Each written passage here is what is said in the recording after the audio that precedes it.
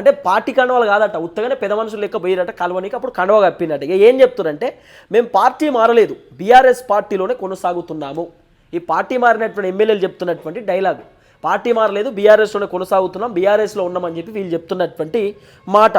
3 నెలల్లోగా నిర్ణయం తీసుకోవాలని స్పీకర్కు సర్వోన్నత న్యాయస్థానం సూచన నేపథ్యంలో వీరి నుంచి వివరణ కోరుతూ నోటీసులు జారీ చేసిన స్పీకర్.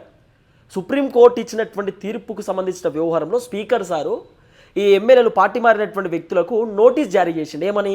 మాకు సమాధానం కావాలి, ఏదో ఒక ఆన్సర్ ఇవ్వండి, మీరు పార్టీలు మారిరా, బీఆర్ఎస్లో ఉన్నారా, కాంగ్రెస్లో ఉన్నారా, ఏం జరుగుతుంది అనేది చెప్పండి అన్నప్పుడు ఇక మన పర్ఫార్మెన్స్ చూపించేటటువంటి ఎమ్మెల్యేలు ఏ విధంగా చెప్పారు అంటే స్పీకర్ కార్యాలయం నుంచి నోటీసులు అందుకున్న 10 మంది ఎమ్మెల్యేలలో బండ్ల కృష్ణమోహన్ రెడ్డి, అరకెపూడి గాంధీ, సంజయ్, గూడెం మైపాల్ రెడ్డి, పోచారం శ్రీనివాస్ రెడ్డి, ప్రకాష్ గౌడు, కాలే యాదయ్య, తెల్లం వెంకట్రావు ఇటీవల స్పీకర్ గడ్డం ప్రసాద్ కుమార్కు లిఖితపూర్వకంగా సమాధానం ఇవ్వగా ఎమ్మెల్యేలు కడియం శ్రీహరి, దానం నాగేందర్ మాత్రం సమాధానం ఇవ్వడానికి తమకు మరింత సమయం కావాలని స్పీకర్ను కోరినట్లు సమాచారం.